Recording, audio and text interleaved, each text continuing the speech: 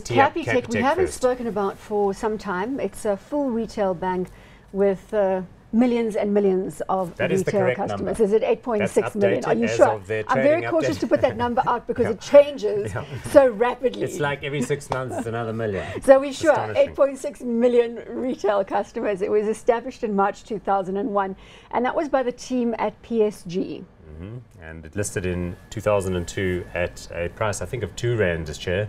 We'll see in a minute how that's turned into. Market cap 93 billion rand, price to earnings ratio 24.6, dividend yield of 1.6%. Many saying that this is the most expensive bank in the world. Indeed. It's hard to find, I think, Nesan, a bank which trades on a PE of 23.5 historic, because that's unheard of. Yeah, you know, it also happens, you know, to grow it sort of in the 20% as well, which I think justifies the PE.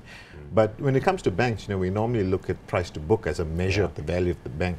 And Capitec is over 5 times its book value, which is astonishingly expensive for any bank. So what to make of that? Let's look at the share chart. Let's look at the share price chart. And again, in case you're thinking it was taking a rest, it isn't. And the obvious question is whether there is more upside to this stock. I mean, is it possible that we can continue to grow at this rate?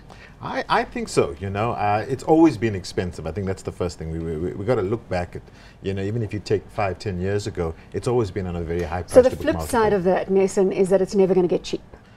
It might get cheap if they disappoint in terms of returns on equity, which they're reasonably high at 20, 25, 26% at the moment, or if they disappoint in earnings growth.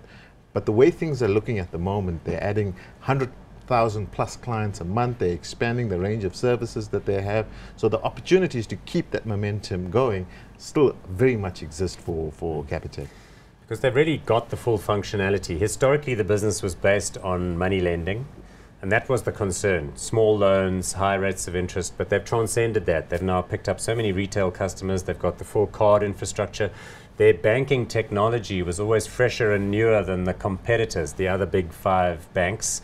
And that's because they started late, so they bought an off-the-shelf banking package and rolled it out in that period around the year 2000. Previously, we have owned this one in the portfolio. Not for a long time, though, it must be said, and that's been a pity. Look, we don't currently own any banks at all, because remember, we sold our first rand position about a month ago because we thought there might be a shuffle in the cabinet. Voila. Potentially, and unfortunately, yet, for better or for worse, we see First Rand and Standard Bank, some of the other banks taking a bit of a dive over the last few days. But anyway, I don't want to crow about that. As far as Capitec's concerned, it's been a big pity we haven't owned it.